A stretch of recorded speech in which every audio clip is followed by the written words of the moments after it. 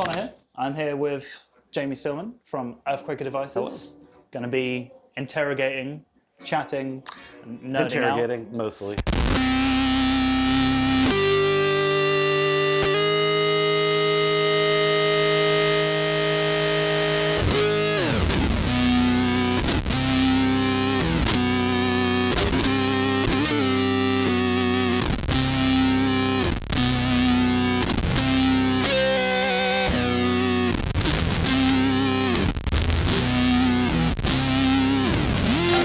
First of all, thank you for coming in. Yeah, thanks for having This us. is going to be my paradise, so I'm going to be very happy with this. And yeah, the first thing I wanted to say is just, well, congratulations on the Dirt Transmitter. Thank the you. reissue. Thanks. Yeah. Well, why did you want to reissue it? It seemed, it just seemed logical. I don't know. I don't have a better answer than that. I mean, we've been doing that Legacy reissue series. Yeah. And the Dirt Transmitter was like a shop favorite. A lot of people who work at Earthquaker really liked it. I like it a lot, but we were also getting a lot of requests for that pedal really? in particular. And it existed in quite a few different formats, I think. Yeah. But I personally, as well as I think pretty much everybody else at Earthquaker, always liked the big box version of it. Yeah. And there was less than 100 of those, however many initially were made. So just decided to do it in that format. Well, I was going to say, I've spoken to a few people and they said they originally had it, loved it, sold it for whatever reason, and then just regretted it. Yeah. So I think now that you brought it back out, people are just super happy. It's a super versatile fuzz. Yeah, I think so too. Itself. You can get a lot of sounds out of it. I mean, the heart of that pedal is in the fuzz face, but that circuit is deceptively simple, I think, in which you can build a billion variations 100%. And they will all sound different. Yeah. That is a particularly interesting variation, I think, on the fuzz face circuit. The thing that confused me is that it's a fuzz face circuit, but it sounds unbelievably thick. Yeah, which is just obviously you can get that with fuzz faces. Yeah, but it's also cutting, I think, without being harsh, and it has some mid-range character to it. It also is less interactive with buffers and stuff like that. It's it's a little more versatile. I do feel like it lends itself more towards an overdrive distortion kind of thing as well as fuzz. So is it germanium or silicon? No, it's silicon. Also, which is ideal. It'll be very stable, and I think that's what lends to it being cutting.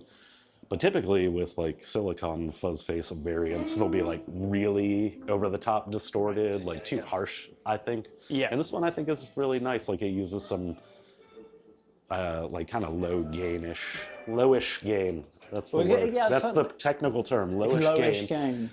Transistors for silicon transistors. I haven't really seen anyone use. You can get the one that I found it was close to with low gain was the Dunlop Hendrix fuzz. It gets close to that. Which is actually the one that I used on my pedal board for a while, the blue one. The big blue one. Not the little one.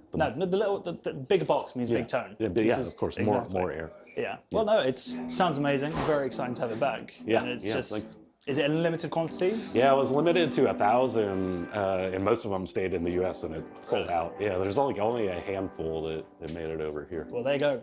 Buy quick. Yeah. Buy quick. So, with the pedals and stuff, how did you? Obviously, you've built a big empire, if you want to call it that.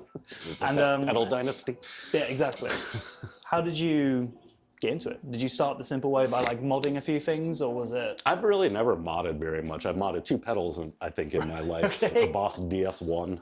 Nice. With a Keeley mod. And then, of course. I think a blue box, an MXR blue box. And then aside from that, you just dove straight in. Straight in. It started with I had a broken 70s DoD 250. Nice. Yeah. And there was no one around who really repaired pedals because that was at the time it wasn't a thing I feel like people really did, at least in Ohio. It was if it broke, you just get a new one. You get a new one, and that's what I did, and it didn't sound the same. I couldn't really put my finger on why it didn't sound the same, but I didn't like it. So I figured I would just look up how to repair the pedal. I found the schematic on a website called General Guitar Gadgets. Still exists. Great DIY space, and fixed the pedal, and then got excited by that concept. Built a clone, and then it just started a series of events where I was building myself pedals, building pedals for friends. It ended up on eBay, and then putting them up on eBay, and then started once I got to that point, we kind of branded them, but they looked totally different. If you go to there's a website called Effects Database, you can see some of the early Earthquaker stuff.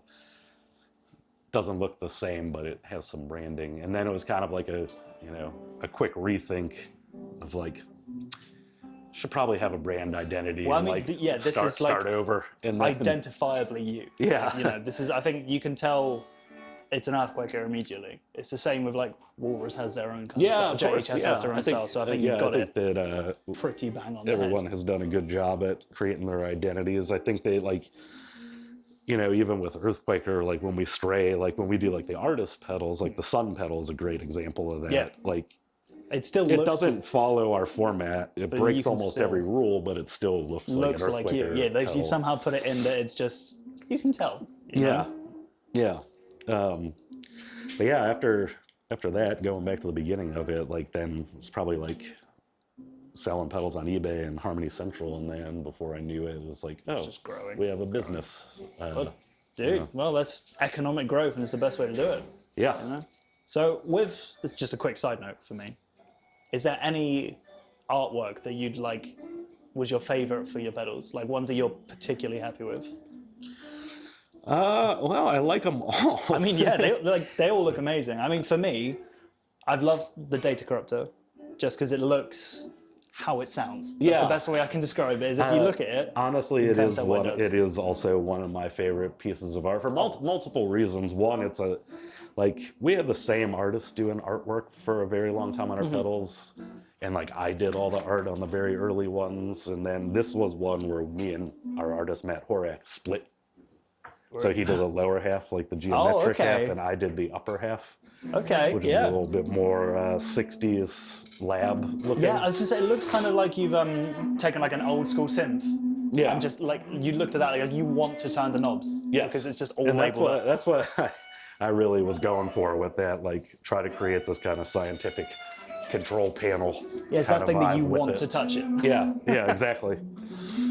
How did you get the idea for the Data Corruptor? Because it's such a, in a good way, horrendous. Like, I use one myself on my board, and it's just, I use it just for fat riffs and then just creating horrendous, like, dropping synth drones, obviously. Yeah.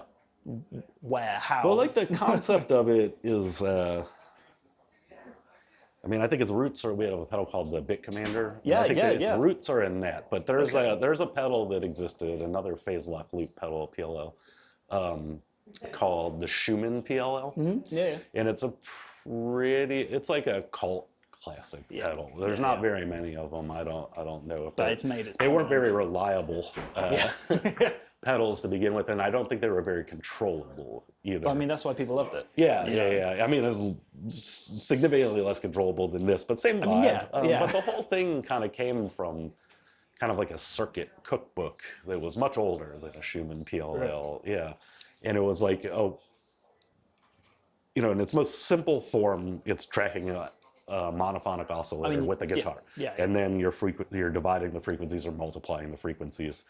And the trick is to get it to shut up. You want it to shut up. That's the thing. So I've like always found that the trails... Getting a good gate, getting a good hot input, but like a square wave, like filtering it so it'll like latch onto the frequencies, but then like getting, that decay. Yeah, that's because you can get it. You've obviously got the super long decay. Yes. Then also you can just get it to go, and then it just stops, which is... So those are, I feel like, the real tricks of this circuit. Like, the frequency division and getting the oscillator to shake. Like, that's the thing. But like, how it behaves itself, like when you don't want it to be making sound, is very important. You don't realize you've left the pedal on. You scrape the string slightly, and all of a sudden you've got this mad oscillating thing going off around you, not knowing what's happening. Yeah, exactly. Was it? Obviously, you designed it based on the pedal. Was it designed intentionally to be like uncontrollable, or no? Like, I also want to say, like, it wasn't necessarily based on the Schumann PLL. I was just very aware of it, and it shares like the same like thing. And the only reason why I want to say that is I've never owned one. Right. Okay. I've never really even looked at it. Like, a friend of mine gave me one just so I could see what it was like 4 or 5 years after this pedal came out. Yeah. Oh, okay. And like, it's very similar, but like wild. And I also needed to fix it before I could use it. But like, I was like, definitely wanted to take characteristics of that, but... Well, it's obviously got its own sound to it. I think you were testing it out earlier, or going through all the pedals, and I heard that the synth drone, and immediately it was like, oh, that's a data corruptor. Yeah. You know, like it's on, and it's it's on. You know who it is, so you've definitely made like a point with that, and it's definitely got its own identity to it. Oh, thanks. Yeah, it's definitely it will take over everything that you do once you turn it on. 100%. Yeah. Like there's not really any place to put it in the chain, because wherever you put it, it does. It takes over everything. It takes over everything. Yeah. If I were to suggest a place, somewhere near the front, use the neck pickup. It tracks the best. But something that I think is pretty interesting about it that maybe a lot of people don't experiment with, and it's why it has a master volume control. By all means, show us, man. How you mix those controls, like the like subharmonic and the oscillator and the square. Yeah. Like you can almost get them to sit behind each other, cancel each other out, and stuff like that. It's very important, like how you set those three main controls in the voice mixer versus the level. Well, can you show us? Sure. if you can get it to work. How I have it right now is pretty much how I usually use it, but.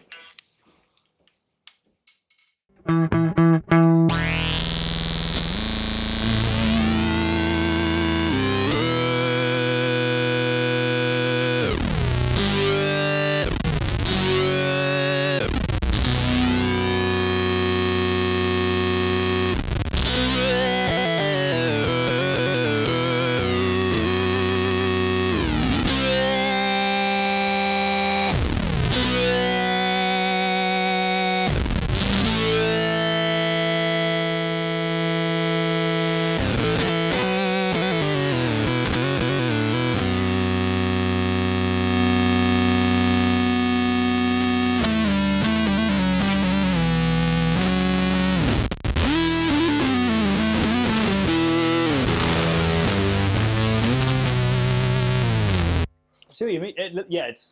It does obviously take over the sound, but it's more like, I'm not going to say it fully destroys the guitar sound. It's kind of like an accompaniment kind of thing. I guess so, yeah. It's like, but it's like, see, those were like what I would consider minor movements in the voice mixer. But once you have like the square louder than the divided and multiplied signals, you can suddenly play down here and open strings. Yeah, and it's it like actually rings out. Yeah. And that's insane. Which actually leads on to another thing. You've got like people like Ollie Ackerman, who obviously when he designed his stuff, a lot of his stuff was designed for his own purpose. Yeah. Like he said, oh, I wanted something to destroy my signal, so I made the fuzzwall. That kind of thing. Would you say you've gone down that same kind of route? Would a lot of these be something you've designed for yourself? Yeah. I mean, I think I have the same philosophy. Yeah. It's just like, I mean, all of Earthquaker's stuff for the most part is just things that I wanted. Okay. I mean, like the life pedal we made for Sun, like those decisions were theirs. And then like Hughes Midas with Boris, like that decision is theirs and stuff like that. It wasn't until recently we started doing like artist pedals. But yeah, everything, I mean, it's not like I'm looking for holes in the market. Like, no. We need another tube screamer in here. Let me get it in there. It's more like, I would like something that sounds like this. Let me make it. Well, I was going to say, because and then sometimes they're bummers, or sometimes I think it's awesome for me, but like maybe it's not going to work for everybody else, and they don't become products. But like the ones that I'm like, oh, there's a lot of useful stuff in here. I think it's easy to use. It can be musical. It can be weird. I think other people would enjoy it. Then they become like pedals. I think this is the thing, is that a lot of your stuff, obviously, Rainbow Machine, Astral Destiny, it's like it can go completely all out, just absolutely weird. Yeah. But you may not intentionally have wanted to fill the market of being like, oh, I need another delay, I need another reverb, but you can also pull them back so that they do have just gorgeous. Yeah. So it's kind of, you've put your own mark on it while also having just a nice reverb. Yeah. And like I say it all the time, like I feel like it should be able to go out there, but not so out there that it's like totally unusable, or like it seems like an accident or something like that. Unless that sound is awesome, like awesome and repeatable. I guess I should say, like that's what I kind of look for. But like, like the Rainbow Machine can be totally disgusting, but it can also be like totally beautiful at the same time. And sometimes you have to show people how to do that. But like, Well, I mean, that's a good segue. There you go. Show us how to do it. If you can master your own pedal. Yeah. Well, I mean, you know, what's in this setting that I use on the Rainbow Machine all the time is something that somebody else showed me. Oh, really? Like, just like a simple idea that, like, you know, it's like I knew it was in there, but it wasn't like how I was using it initially. But it's like this kind of like double tracking type effect of like.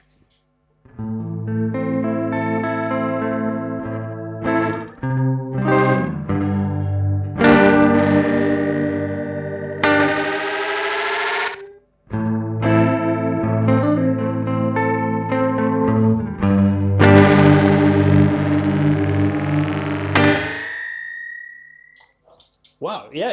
It's like a very quick repeating delay kind of thing. Yeah, where you can use the magic like in kind of a controllable manner of like just.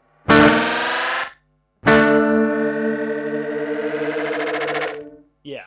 Whereas I think obviously when most people turn it on, you hit that magic button and it kind of just shoots off. I mean, for a long time, I feel like this is the sound.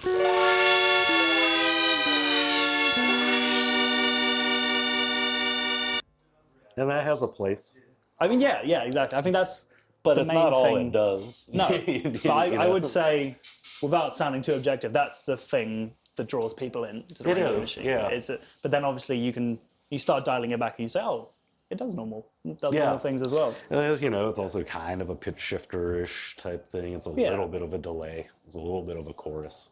So aside from the madness of it, is there any pedal that you're like just super proud of? The one you'd say it doesn't even have to be that insane of what it does, or it's just one that you're extremely happy you made. Yeah. I mean, they all are that way, I think. I mean, it's hard to pick a favorite child, to pick, like the. I keep saying this, it's not on this board and it's also discontinued, but there was one pedal in particular, the Arpanoid, which is like an arpeggiator type thing that like it's something I always wanted, and like I work with a friend to like another like engineer to like fully realize it, and then like as it was coming together, it was like I kind of like limitations. I like limitations in playing and limitations in design. So it was like, okay, we decide we're going to do it on this processor. This is all this thing can do. This is what we're going to do with it. So it's like figure out everything we can cram into this, and then in the end, it wasn't like 100% what I wanted, but it was like very close, and it did like the thing that I wanted. Play one note, and then it makes these like crazy scales. And I was so excited by it, and in my mind, like I'm never, before a pedal comes out, I'm never like, oh, people's minds are going to be blown by this, but that one I was. I mean, I think... And it's like the one time well, maybe not the one time, I don't know. I'm going to, that's, you know. I mean, it got people... I will tell you this, it did not blow people's minds. They were like, what are we going to do with that? Yeah, I was going to say, it's like... Not a lot of people were able to find uses for it, but it was a one-of-a-kind thing. It was, and the people who did find a use for it used it very, very well, and ended up like obsessing over it. Yeah, because nothing else could do it. No. You know, this was... And like, it has a couple really cool tricks, like this cool pulsating like sub-octave tremolo type thing, if you just set it for one step. I really like that pedal. I was a little disappointed like at how it didn't really catch on, and it's not really like in the line. I mean, if you're not, you know, pumping out a Germanium fuzz or a tube screamer, you know, you can tell that you're not going to hit the market every time. Yeah. You know, I mean, the market is a weird thing, and like, this is why I don't really use it as a guide. But like, you know, the loudest people are like, make more weird stuff, and then it's like you make weird stuff, and they're like, what am I doing? Oh, that's not weird enough. I can't use it, or it's too weird. I can't use, you know. Yeah. So, and then it's like, no one needs another overdrive. It's like, well, why do the overdrives sell like so 10 much to 1 to everything else? It's like everybody wants to. Everyone moans about Tube Screamer, but then buys a Tube Screamer modded, you know? Yeah. This is always the way it goes. But again, like, I mean, I like dirt pedals. Like, I like to work on all kinds of things. Aside from that, like, I'm very happy with like this new like kind of series of pedals that we did, like the Aurelius and the Silos and the Ledges, and like the platform the Time Shadows and Spatial Delivery got put on. Like, it's like just enough. Lately I've just been into like really simple, easy to use, understand effects, but like there's always a twist to them. Like there's a lot of thought that goes into just the sound of it. Like, just because it says digital analog tape delay doesn't mean it's just another digital analog tape delay. Like, there's a lot of thought, a lot of work that went into like developing those to sound like exactly how I wanted them and like to be really cool. And then like the functionality of it is like simple in nature, but like was quite complex, like being able to assign the expression control to the 3 main effect parameters. And then like, introducing presets, which we had done before with Astral Destiny and Pyramids and stuff. But like, this is kind of my preferred method, I think. Like a lot of pedals you could store like 8 million presets and then like another 8 million if you have MIDI implementation and like there's menu diving and stuff like that. And it's not, as a player, like as a guitarist, I don't like that. No, I found it's a lot more of a studio tool. Yeah. If you have it sitting in your desk and it's plugged into a synth, amazing. Yeah. Because then you can just dive around, just let it loop through. But I think if you're playing live or you're in a rehearsal and you need to come up with something quickly, just being able to turn a few knobs and then flick a few things. That's what I like, is more immediate. And my general feedback from most professional musicians is they all wish everything could have one knob and they turn it on and it just sounds good. And it's like, that's of course. That's kind of how I'm like keep getting closer and closer to like just simplifying everything. Really simple stuff, but like really like complex sounds that come out of it. And this like method of presets is kind of my answer to like, yes, we can have presets, but like it's still tactile and it's still easy. Like there's only 6 slots for presets, really easy to save. You just hold the save recall button for 2 seconds, it flashes, now it's saved. Then like you can, when you're playing, you can just switch into like preset mode just by like holding that down. Simple. And it's simple, and then you just select the preset like a regular analog pot, and it's like, it's simple. A whole lot easier than needing like a MIDI switcher. Yeah, that's as simple as it could possibly be. And like that is something in general that I'm just like, just the concept of it, like very proud and happy with the way that those came out. And I'm, a big fan of the effects so far that I have designed on the platform. I mean, do you want to show us a few? Just walk us through. Sure. I mean, the one that came out, the most recent one, I'll show you these two side by side, the Time Shadows and Silos. The Silos is the most recent one, and it's like a digital analog and tape delay. The digital delay is like my attempt to get, like kind of like the sort of classic like DD6 kind of sound, where it's like a very strong repeat and it just keeps going and going. But what I wanted to do was like kind of reduce the treble content a little bit, like the upper end of it with every repeat. So we'll go to the background, but you can still like play off of it. Kind of like a ducking effect. Yeah. So like this one, let me turn the repeats up a little bit. It's like.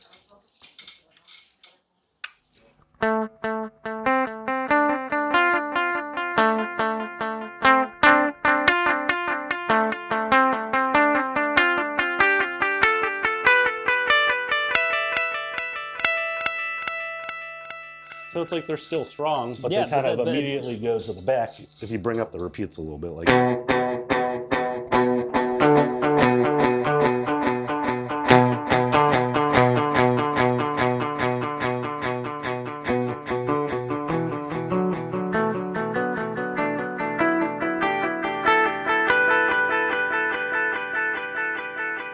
It doesn't like create a wash.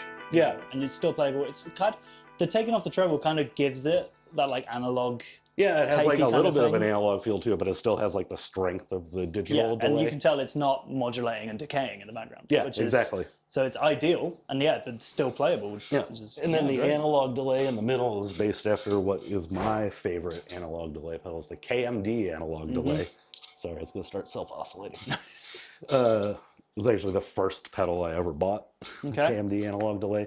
And the thing that I like about that is it has like a strong mid-range presence. Like as it decays, it gets like a little bit more lo-fi, but like the mids are still there.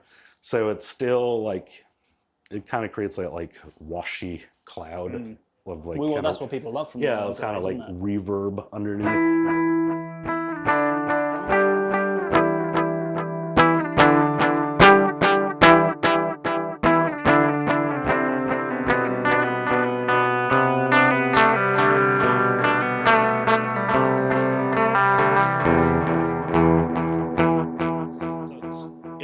The mid-range is still there and it still stays present, but it gets like darker as it goes.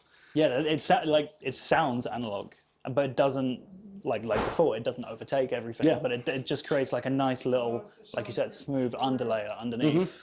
That's And just, then this last setting is tape delay, which is kind of like a mashup of.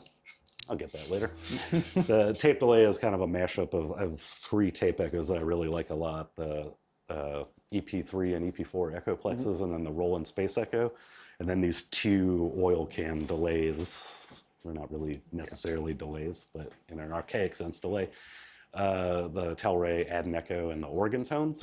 And they're really dark, murky, kind of like barely audible Very effect, but like it's washed kind of a vibe, I guess we'll say. And then the tape delays are all like, dirty. Yeah. They're dark, kind of like in need of repair. But I also think they form like this cool, like kind of dark cloud under what you're playing, where like the decay is immediately rolling off like everything. So it's kind of going in the background. There's like a little bit of distortion in the repeats. And in all these modes, like I think shine like with distortion, like that's where you can like really hear, because there's more harmonics and stuff added. But like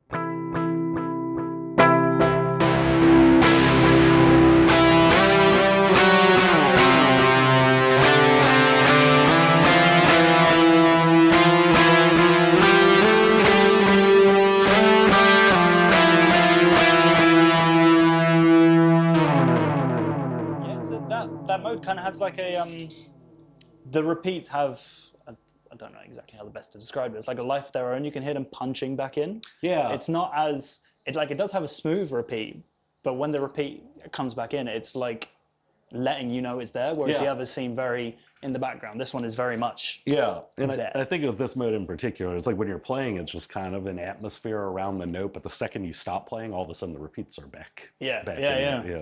It doesn't. It lets the note shine. Yeah. Which is obviously quite Yeah. what everyone wants with a delay. Yeah. And I think, as far as like looking at our line, it filled a hole in our line that we didn't have. And like also like the small format with the tap tempo too is like is ideal. Yeah. The next one would be Time Shadows. Yeah. If you want to talk about Time Shadows. I mean, or well, do you that's wanna your play collab, isn't it? With Death by Audio. Which first thing, what was it like working with Awesome. a mad scientist like Ollie Awesome. Hackman? It was like a dream come true. Like I love Ollie and Heather who own Death by Audio, and like all their staff. Like they're all great. They're my favorite pedal company. I love the way like their aesthetic is really cool, and just like the company vibe is awesome. I've always been a fan, and it's been awesome getting to know them. Like I was very stoked, and I'm still stoked. Like this pedal, like initially came out in 2020. It was like limited to 1,000. It's like pedal companies partnered to make one design to like promote the pedal movie that Reverb did, and this like sold out in a day and was like, gone. Well, it's a collab of like the 2 most experimental boutique pedals out there. Yeah, and I always kind of wanted it to come back, but people, the prices skyrocketed on Reverb, and that's crazy. And then people get like really angry if you're like, it's limited, and then like it sells out, and you're like, well, it was limited, if we made more, they'd be bummed, but people also would want that. But like once we kind of came up with the concept of this platform, this seemed like a really like a no-brainer. Like let's bring it out, let's put it back on this, because the assignable expression control is super useful, especially in DBA's mode. When you assign it to the filter, it's awesome. And then you can get so many different sounds out of the pedal that like being able to access them with the presets while you're playing is super important. And then like fun weird fact, there's a new third mode on this one that there wasn't on the original. But it was actually there on accident in the original. The original just had a 2-position switch, but you could force that switch into the middle and then you could access an unfinished version of what this is, because it was a mistake. It was a program that I left on the EEPROM, and because we made so few of them, we just made the EEPROMs in-house, and I gave it to our production manager. They copied it and then just stuck them all in the pedals, and then people kept being like, I love that hidden pitch shifter mode. And I was like, what are you talking about? Had no idea, and then it turned out like people around the shop were modding their own pedals for a 3-position switch, but it was an unfinished program, and like, you know, I had to go back through what I was working on at the time and be like, what was that exactly? And then like finish it for this. And I mean, I may as well, because I'm spending so much time talking about that. So what the middle mode is 2 500-millisecond delays run in parallel. One is shifting up a third with every repeat, and one is shifting down a cent, which sounds a little ridiculous, but like, I think you can do cool stuff if you play to it. And I tend to, like, this is my riff to show like what this sounds like. It's like a very chromatic like kind of thing, but it's a good at showing like.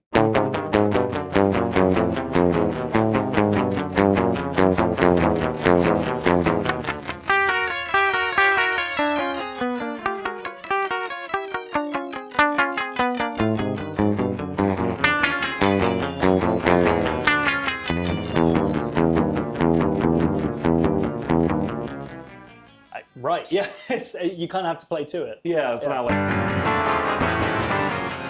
you don't want to do that with it, but it's also like really good with like percussive stuff, like drum machines and stuff. Like, oh right, yeah. You know, I mean, I'm just playing guitar through, but like if it was like a kick drum and a hi hat, like it'll latch on to like the different harmonics and do cool stuff. And then the EQD and DBA sides are exactly as they were. Like Earthquaker side, it was, I feel like very like kind of symphonic sounding, like.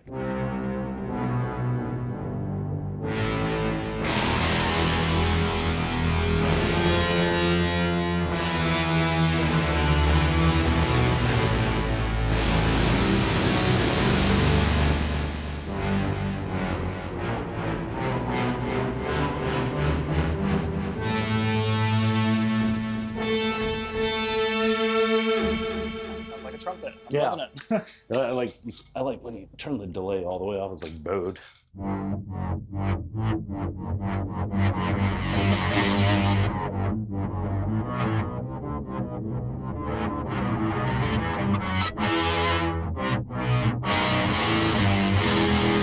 Super responsive to dynamics as well. Yeah. Which is, I mean, experimenting with that kind of thing, like having a riff that like slowly builds and the delay slowly comes in or something like that. Yeah. You could do that, and it's like, because it's like a envelope controlled filter and VCA at the cutoff, right? But the delay is post VCA, so when you have it on, it'll shut the signal off completely, but the delay tails are still there, like.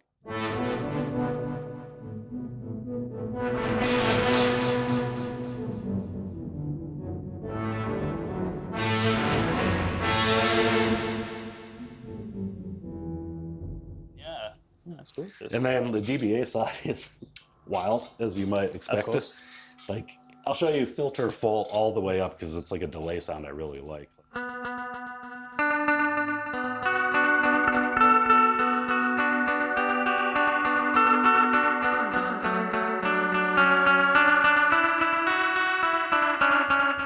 Crystal, it sounds kind of delay.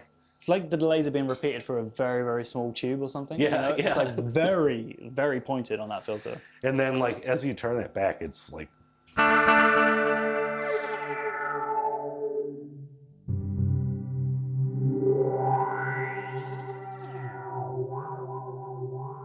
Having that hooked up to an expression, would be insane. Yeah, and that's like, I think where it really shines is like using expression control on this. Yeah. Thing. So with the presets, can you go, like obviously preset 1, you can have DBA, and then you switch to preset 2, and you can have your side. Yeah. There you go. Yeah, you can switch between programs. Like the one thing that's kind of cool, I think anyway, with this is like it's in real time changes the controls. So it's like someone reached down and just does it for you. And turn the controls. So like here, I'm just gonna leave the delay how it is, and like I'll set the preset all the way open. How are we doing for time? All good? Yeah, good. Yes, a bit more playing and then we'll wrap it up. Sweet, man.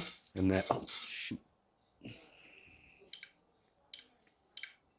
All right, so I'll just show you this real quick, like what it sounds like when you turn it, like.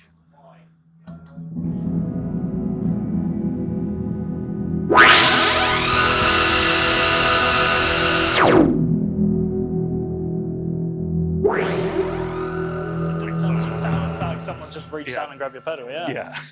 It's nice to see. Yeah, that it's not just like it's switching. It's like flowing from one Yeah, it's preset to still another. very physical, I think. Like, Yeah, kind it of feels just feels like like you a turned one manual down kind and of- did it, which is like a choice. Yeah. I feel like it's a little more human sounding.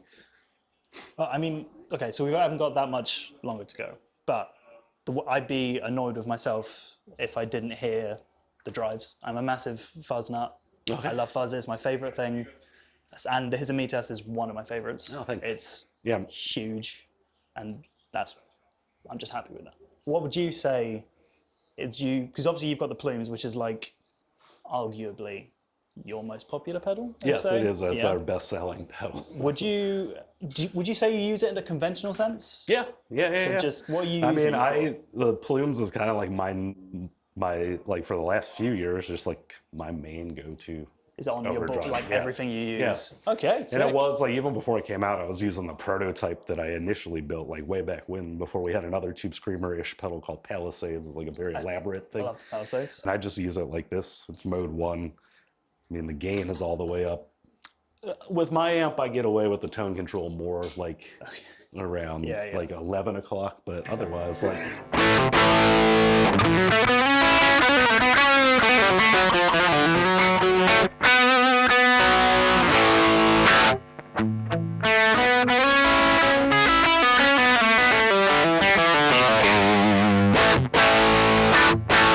So yeah, loads of people kind of look at the plumes and think that it's just a Tube Screamer copy, but you can get so much more out of it. Like it's obviously got a lot more gain behind it. It's a lot tighter. Yeah, It's a lot especially more in this rich. mode 1. Like mode 3 is a little bit closer to like Yeah. a stock Tube Screamer, but still, like, I think has a little more character to it. Yeah. Like, yeah. Yeah, man. And then, okay, finally, you're happy for us to do one more? Yeah. Of course, yeah, that's Yeah? great. Yeah. Blast some fuzz at me. What's your favorite fuzz that you've designed? Big question. I know. I know. Yeah. I mean, on this board. On this board, let's stick with He's that. a Go on. menace.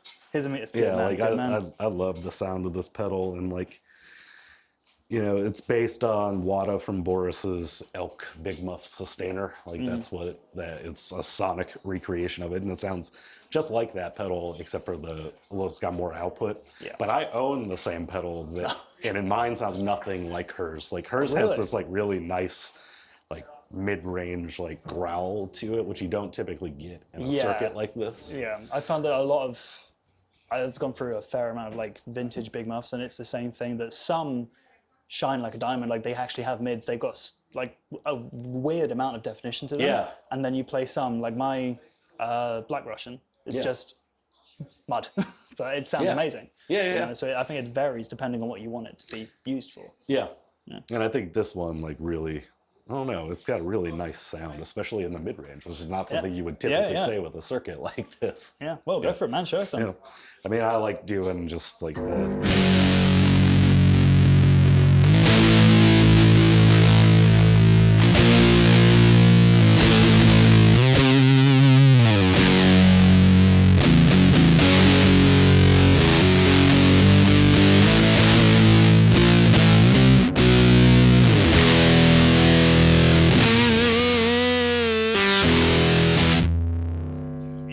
It's just like, Thick, but not scooped. yeah, it's real like bitey, I think.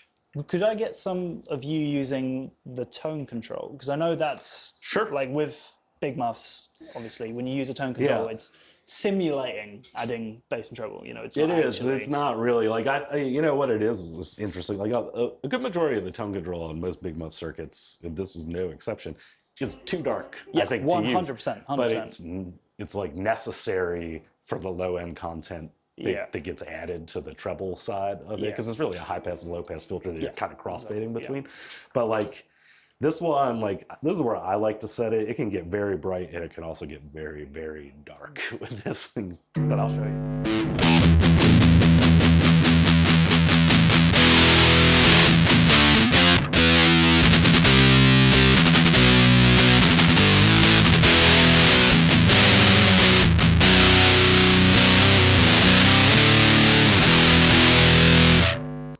I'll say too, like it's really dependent on what amp I mean, you're yeah, running 100%. through. Using this solid state amp, Yeah. not my first choice, but like I think that sounds awesome. It Through the sounds- solid state yeah, amp. Typically, 100%. this would be in with my Sun Model T. This would be too bright for me. Right. But this sounds Okay. really I mean, great. yeah, well, really great. They're through going for a that. bassy. You Yeah. know, yeah. And then like if you roll.